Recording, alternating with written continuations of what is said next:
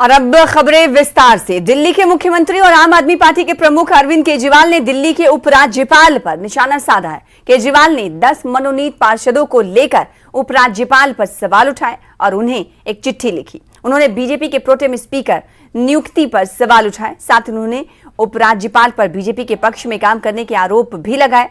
बता दें कि शुक्रवार को दिल्ली में एमसीडी के मेयर, डिप्टी मेयर और स्थायी समिति के सदस्यों के चुनाव की प्रक्रिया चल रही थी। उसी दौरान सत्तारूढ़ आम आदमी पार्टी और बीजेपी के नेताओं में हाथापाई शुरू हो गई।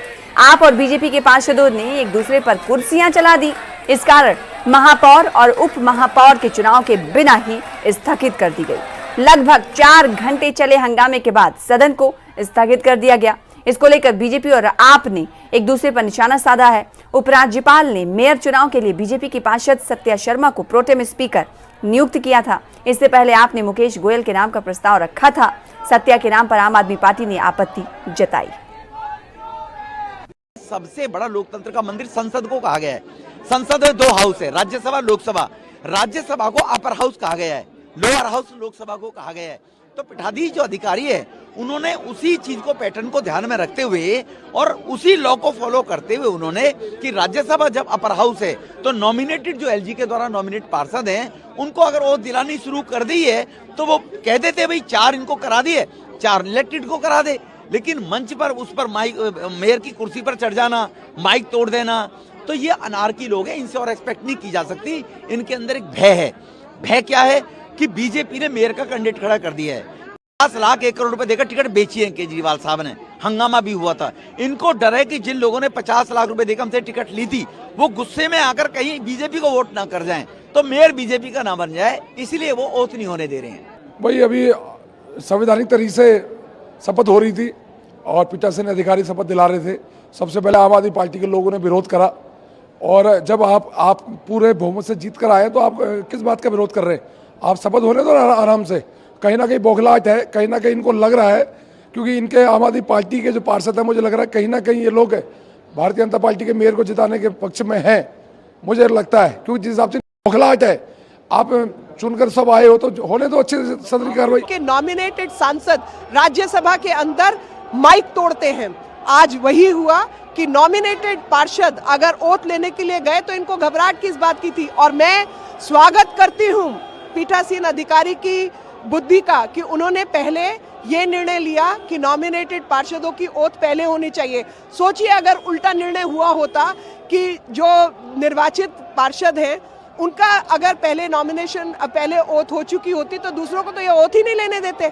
इसलिए उनका निर्णय बिल्कुल ठीक था। एमसीडी में, हाउस में भारतीय जनता पार्टी ने संविधान की धज्जियां उड़ाने में कोई कसर नहीं छोड़ी और बहुत बड़ी साजिश भारतीय जनता पार्टी द्वारा आज रची जा रही थी। ये क्या साजिश थी? भारतीय जनता पार्टी ये कोशिश कर रही थी कि सबसे पहले नॉमिनेटेड काउंसलर्स को शपथ दिलवा के हर कानून और हर संविधान के विरोध में जाकर इन नॉमिनेटेड काउंसलर से मेयर, डिप्टी मेयर और स्टैंडिंग कमेटी के चुनाव में वोट डलवाएंगे। ये भारतीय जनता पार्टी की प्लानिंग थी। अध्यक्ष जगदानंद सिंह ने राम मंदिर को लेकर विवादित बयान दिया है। कल केंद्रीय गृह मंत्री अमित शाह ने 1 जनवरी 2024 को अयोध्या में श्री राम मंदिर बन जाने का दावा किया था, तो ठीक एक दिन बाद जगदानंद सिंह ने अयोध्या के मंदिर में विराजे श्री राम को आरएसएस का बता डाला। ऐसे में सवाल यही कि राम जन्मभूमि नफरत की जमीन कैसे हो सकती है?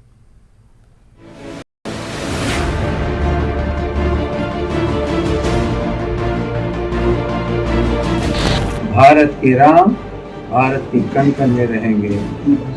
आरएसएस वालों का राम होना चाहिए। राम मंदिर पर जगदानंद सिंह का विवादित बयान। नफरत की जमीन पर बन रहा राम मंदिर। आरजेडी नेता ने क्यों आरएसएस का राम बताया? राम जन्मभूमि कैसे हो सकती है नफरत की जमीन? और राहुल बाबा कान खोलकर सुन लो और सब रूम आप भी टिकट करा लो। 1 जनवरी 2024 को अयोध्या में गगनचुंबी राम मंदिर वहां पर आपको तैयार। केंद्रीय गृह मंत्री अमित शाह ने गुरुवार को त्रिपुरा की एक रैली में कहा था कि अयोध्या में 1 जनवरी 2024 को राम मंदिर तैयार मिलेगा। अमित शाह ये जवाब राहुल गांधी और कांग्रेस पार्टी को दे रहे थे, लेकिन शाह के बयान की गूंज से बिहार की सियासत बेहद गर्मा गई है। आरजेडी प्रदेश अध्यक्ष जगदानंद सिंह ने कह दिया कि अयोध्या में बन रहा राम मंदिर नफरत की जमीन पर तैयार हो रहा है और वहाँ विराजे राम हमारे नहीं, मादियों के राम हैं। केवल उस पत्थरों की चारदीवारी में राम चले गए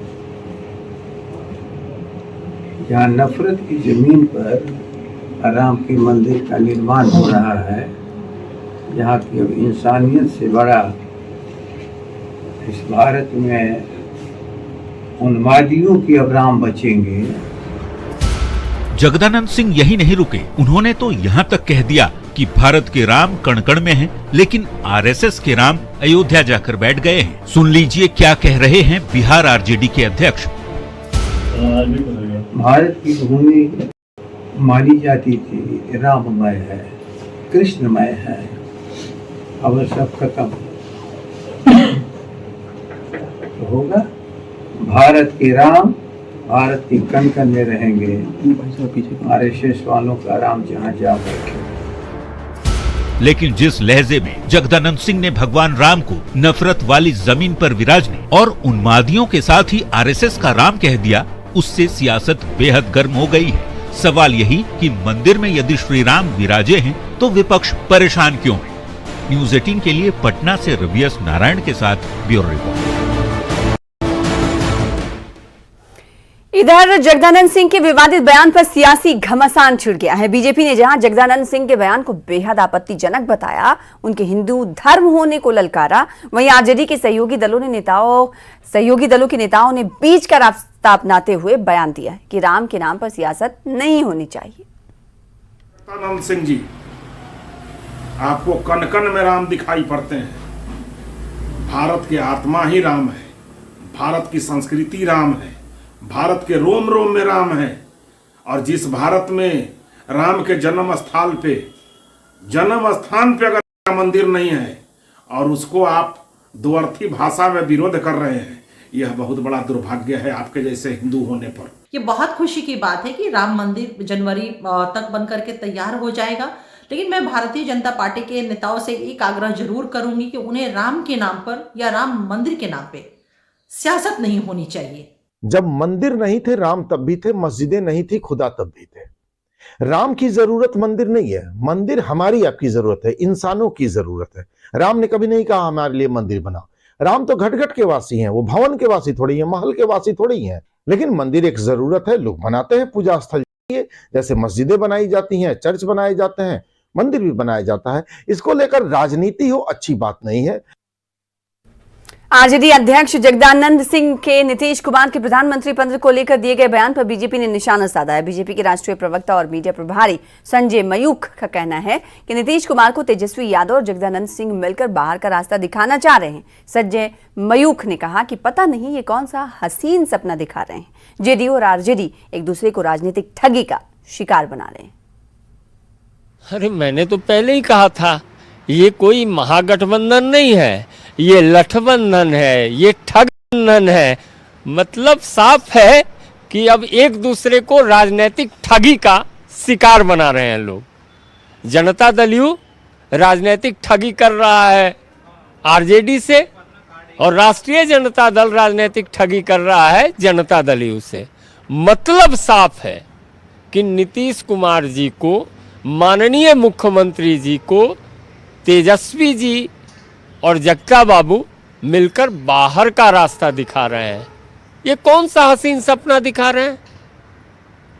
क्या लालू यादव जी संपूर्ण मतदाता हैं? क्या लालू यादव जी के आशीर्वाद से देश के प्रधानमंत्री बनने वाले हैं? क्या देश के प्रधानमंत्री पद रिक्त नहीं है।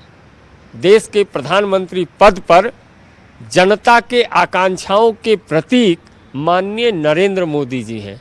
इसलिए निश्चिंत रहें, ये एक दूसरे के साथ छलावा कर रही है जनता दल यू और राष्ट्रीय जनता दल।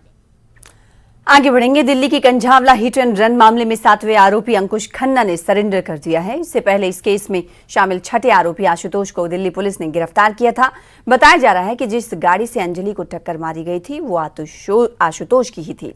पुलिस ने गुरुवार को जानकारी दी कि इस केस में 5 नहीं बल्कि 7 आरोपी हैं, जिनमें से 5 आरोपियों को पुलिस पहले ही गिरफ्तार कर चुकी थी। दिल्ली की रोहिणी कोर्ट ने गुरुवार को 5 आरोपियों की कस्टडी 4 दिन के लिए बढ़ा दी। पुलिस का कहना है कि आरोपियों को पता था कि लड़की कार के नीचे फंसी है, इसके बाद भी वो गाड़ी चलाते रहे। पुलिस का ये भी कहना है कि आरोपियों को मृतक लड़की अंजलि और चश्मदीद निधि के साथ कोई पुराना कनेक्शन नहीं है। पुलिस ने एक और बड़ा पर्दाफाश करते हुए बताया कि कार चलाने वाला शख्स दीपक नहीं बल्कि अमित है। उसके पास ड्राइविंग लाइसेंस नहीं है। उसे बचाने के लिए दूसरे का नाम आगे किया गया था।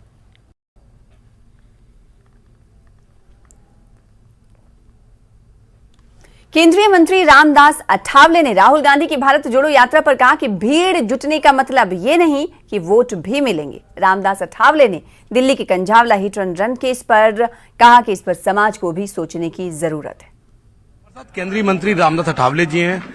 अठावले जी, राहुल गांधी भारत जोड़ो यात्रा निकाल रहे हैं। शुरुआत में उन्होंने कहा कि राजनीतिक यात्रा नहीं है, लेकिन अब वो मानते हैं कि इससे उन्हें राजनीतिक तौर पर बड़ा फायदा होगा। जिन जिन राज्यों में यात्रा गई वहां पर कांग्रेस उठकर खड़ी हो जाएगी। मुझे लगता है कि राहुल गांधी जी को जो यात्रा है, यात्रा भारत जोड़ो यात्रा है, लेकिन भारत जोड़ने के बजाय उन्होंने कांग्रेस को जोड़ने की यात्रा निकालनी चाहिए और कांग्रेस पार्टी को उसका बहुत बड़ा फायदा होगा। ऐसा जो उनका फीलिंग है वो हम नहीं समझते कि भाई कांग्रेस पार्टी को उसका बहुत ज्यादा फायदा होगा, क्योंकि स्वागत के लिए तो लोग आते हैं। कांग्रेस पार्टी हारी हुई पार्टी है, लेकिन तो भी उनके साथ लोग उधर लोकल लेवल पर होते हैं, इसीलिए थोड़ी भीड़भाड़ वगैरह होना ये हम समझ सकते हैं। तो ये भीड़भाड़ को देखकर राहुल गांधी को लग रहा होगा कि कांग्रेस पार्टी उभर जाएगी, लेकिन कांग्रेस पार्टी इतनी उभर नहीं सकती है जब तक नरेंद्र मोदी जी और हमारी टीम बहुत बड़ी स्ट्रांग है। कौन सी भी मैच जीतने में हम इतने ताकतवर है कि वहां दूसरे को इतना मौका मिलना बहुत बड़ा मुश्किल है। दिल्ली के सुल्तानपुरी में एक लड़की के साथ 1 जनवरी की रात में आपने सुना होगा अंजलि के साथ 13 किलोमीटर उसे 5 लड़कों ने घसीटा। उस पूरे मामले में विपक्ष का ये आरोप है कि दिल्ली में आपकी सरकार की पुलिस है, उसके बावजूद उस दिन सारी पुलिस गायब रही। 15 किलोमीटर तक उस दलित लड़की को कुछ लड़के घसीटते रहे, कहीं पर भी पुलिस नहीं थी। गृह मंत्री अमित शाह पर ठीकरा फोड़ा जा रहा है कि राजधानी दिल्ली में जहां प्रधानमंत्री, राष्ट्रपति और आप जैसे तमाम मंत्री रहते हैं, वहां किसी बच्ची को 15 किलोमीटर तक घसीटा गया। पुलिस आखिर कहां थी? मुझे लगता है कि जो अंजलि की घटना है ये बहुत बड़ी दुख भरी घटना है। एक लड़की की हत्या, एक लड़की का मृत्यु इसी तरह होना, ये बहुत बड़ी गंभीर बात है। और अभी पुलिस तो उसकी पूरी जांच कर रही है। गाड़ी के नीचे मतलब वो कैसी चली गई, गाड़ी इतने किलोमीटर तक 12 किलोमीटर तक कैसी चलती रही, इसकी पूरी जांच हो रही है। तो मुझे लगता है कि ऐसी घटना दिल्ली में होना ठीक नहीं है, लेकिन ऐसी घटनाएं के लिए पुलिस ध्यान देना चाहिए। लेकिन समाज में भी ऐसी मेंटेलिटी वाले जो लोग हैं, जो अन्याय करने वाले लोग हैं, जो इसी तरह का बकवास करने वाले जो लोग हैं, तो ऐसे लोगों को भी सुधारने की। देखिए शिमला हिमाचल प्रदेश की एक दुखिया के साथ चंडीगढ़ में हुए जुल्म की तफ्तीश।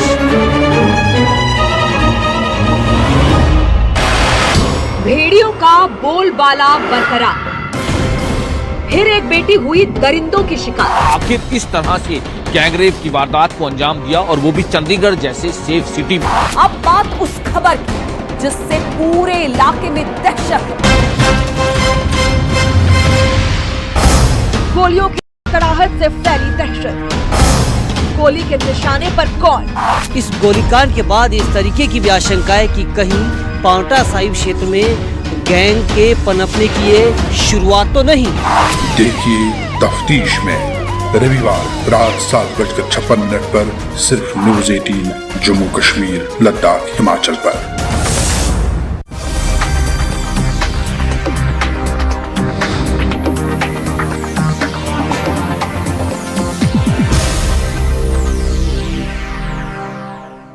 ब्रेक के बाद एक बार फिर से आपका स्वागत करते हैं। पिछले साल 26 नवंबर को एयर इंडिया की न्यूयॉर्क से नई दिल्ली आ रही फ्लाइट में नशे में धुत होकर महिला पर पेशाब करने वाले शंकर मिश्रा की मुश्किलें बढ़ गई हैं। उसकी कंपनी वेल्स फार्गो ने उसे टर्मिनेट कर दिया है।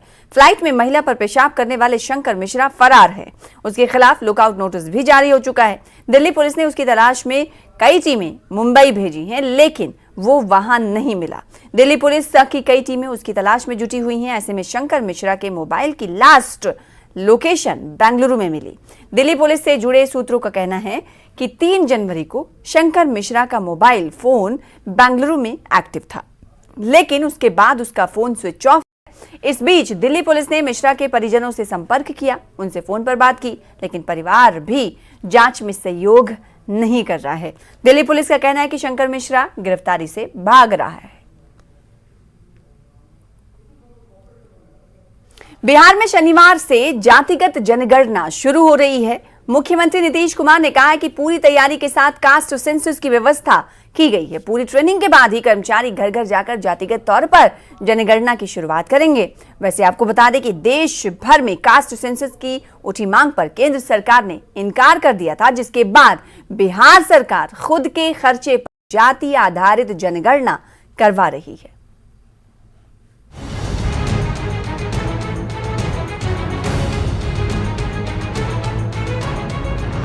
बिहार में 7 जनवरी यानी शनिवार से जाति आधारित जनगणना की शुरुआत हो रही है। इसे लेकर सभी तैयारियां पूरी कर ली गई हैं। मुख्यमंत्री ने समाधान यात्रा के दौरान शिवहर में इसकी जानकारी देते हुए बताया कि ये जनगणना सिर्फ जाति की नहीं होगी, इसके आधार पर लोगों के विकास का काम और बेहतर तरीके से किया जा सकेगा।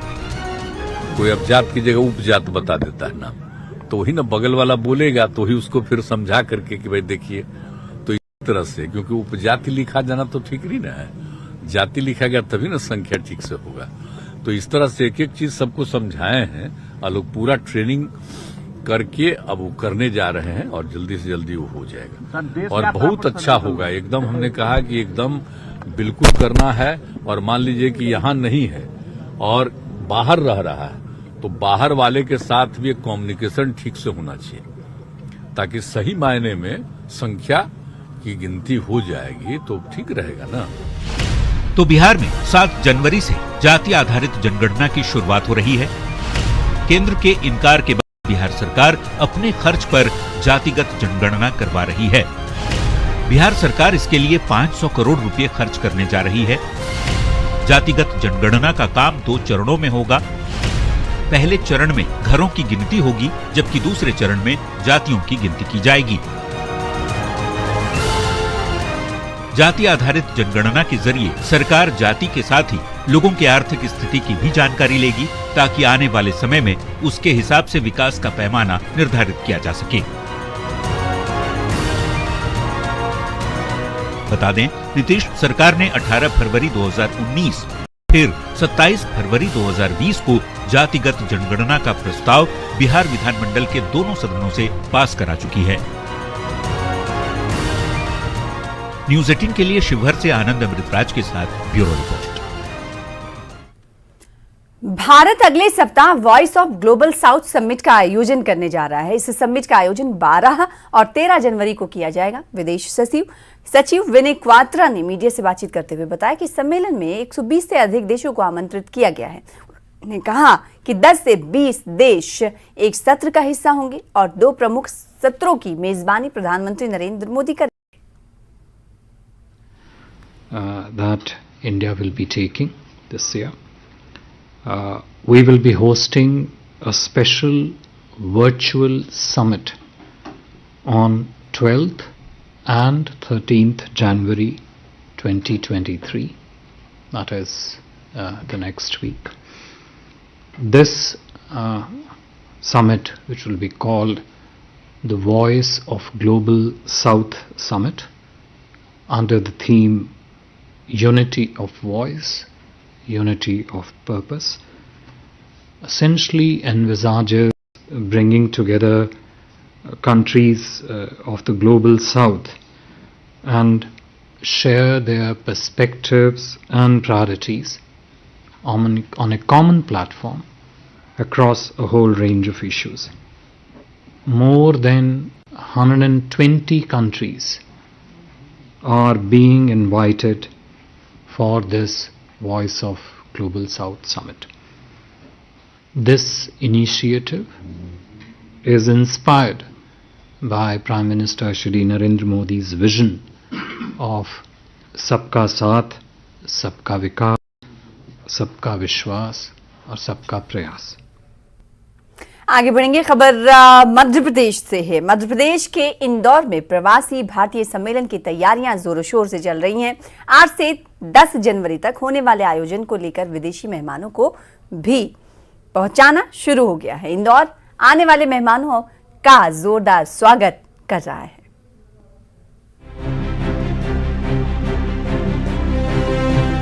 प्रदेश में पहली बार 8 से 10 जनवरी तक प्रवासी सम्मेलन का आयोजन किया जा रहा है। इस सम्मेलन में देश विदेश से लोगों ने पहुंचना शुरू कर दिया है, तो वहीं प्रवासी सम्मेलन में शामिल होने के लिए आ रहे मेहमानों का पधारो मारे घर अभियान के तहत इंदौर एयरपोर्ट पर जोरदार स्वागत किया गया। मेहमानों को मालवी पगड़ी और फूलों की माला पहनाई गई, तो वहीं मेहमान नवाजी से वो अभिभूत दिखाई दिए। बहुत वार्म वेलकम हुआ है और मतलब हम जितने आशा करते थे उससे बहुत ज्यादा। So very very thankful to all the people of Indore for this lovely warm welcome to us प्रवासीज, कि आप लोग प्रवासियों को इतना प्यार करते हो हमें पता नहीं था। So thank you so much. आया इंडिया बहुत बार, लेकिन इंदौर पहले बार आई है। बहुत ब्यूटीफुल है, अच्छा है। हाँ, लोग भी बहुत अच्छे हैं। या हम नहीं सोचते थे आप हमारे स्वागत ऐसे करेंगे।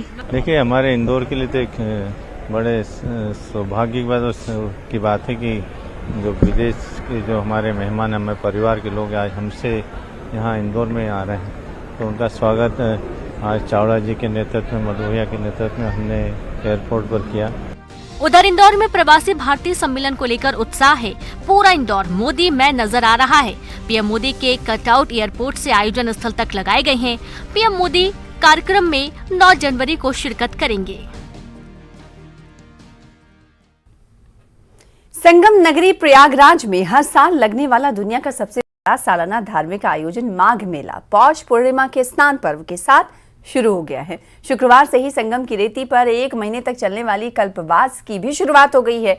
मेले में श्रद्धालुओं के ठहरने के लिए संगम की रेती पर अलग से तंबू का शहर बसाया गया है। साथ ही इस बार सुरक्षा के बेहद सख्त इंतजामात भी किए गए हैं। प्रदेश की योगी सरकार ने इस बार के माघ मेले को 2025 के महाकुंभ के रिहर्सल के तौर पर आयोजित करने का फैसला किया है।